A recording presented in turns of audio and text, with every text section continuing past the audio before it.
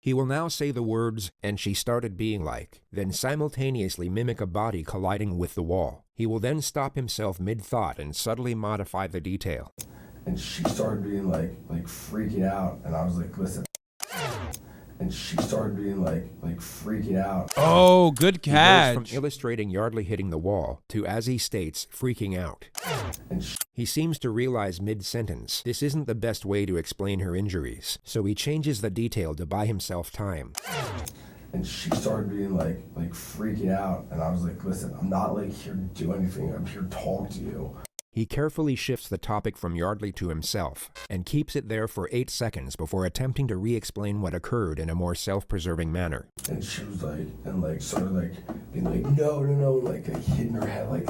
No jury on the planet will believe that Yardley was voluntarily slamming her head against the wall with enough force to cause fatal brain damage.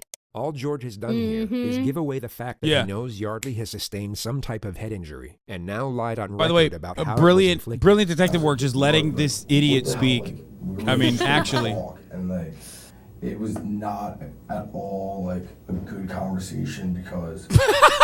Oh yeah. She was already like. Because I was slamming her head against the wall. See me there. Okay. What happened next? What happened next, and she just kept hitting her head against the wall while she was sitting on the bed, and I was like, I grabbed her and I like shook her. I was like, stop, like we need to like, and looked at her. I was like, we need to like talk about this. And like, I mean, I was on holding her arms and stuff, but like I never struck her. I never like hit her like in the face. What the fuck? Why is he saying that? Talking. She was so like, oh, I mean, what's the word?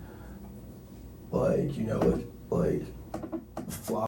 This motherfucker. What is he saying? This motherfucker has. He's insane. This is like levels of self-report that I have never seen before. He just straight up, like, sometimes we'll watch a psychopath get interviewed by a detective and interrogated by a detective.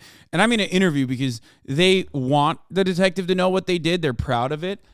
This guy is just so profoundly stupid that he basically said he did the murder and then thought he could get away with it by saying, I just like thought the visor off and I definitely didn't do the murder.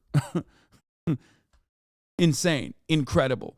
Also, one other thing I was going to say is this motherfucker's never written an essay in general. He can't even craft 3 sentences together without tagging on like 18 likes. He doesn't know she's dead. I mean, it doesn't matter. I'm saying like he basically is like self-reporting that an assault, that he assaulted his ex-girlfriend. He said former girlfriend. Doesn't matter that he's not aware that she's dead. What matters is that he's aware that he's being called into questioning because of an assault charge, most likely. Okay? If he doesn't know that she's dead, like, is she having a seizure? Is that why she's like?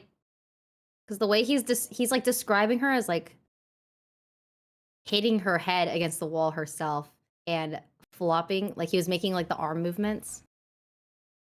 Yeah, I don't know if he knows she's dead or like the medical examiner has declared her dead or not. I don't think the detective has said anything yet. No, the detective has said nothing so far. So I don't think she said that. He's kind of doing all the work. It's crazy. Yeah, I mean, he's carrying the burden here because, like I said, profoundly privileged and most likely has never been in any real trouble, or if he got into trouble at school or whatever, his parents have probably been able to get him out of it. So he doesn't understand the consequences of his actions right now. A fish out of the water, like so, like all this, and I was like, listen, like I'm not here to like fight with you or like do anything, like here to talk to you, and she's like, no, like get away from me. Oh my gosh. You have to leave, like all this stuff. And I was like, all right, like fine, like, but like I want to talk to you after all this, and like I was like a little. Yeah, the detective is applying a technique called "let him cook." You know, my former girlfriend who something happened last week, you know, and I was like, all right, like, well, so we were like talking over there, and I mean, somehow I was resting her on the floor, and I was just like, stop, and I was holding her. I was holding her. I was a little bit persistent. I was wrestling her on the floor. All further evidence that designates George as the aggressor. He's completely shut down his ability to argue any sort of self-defense claim. And then the conversation, I could tell, was just like, it was not going anywhere and nothing was happening. And she like went back to bed and I left. Right. And I went back home.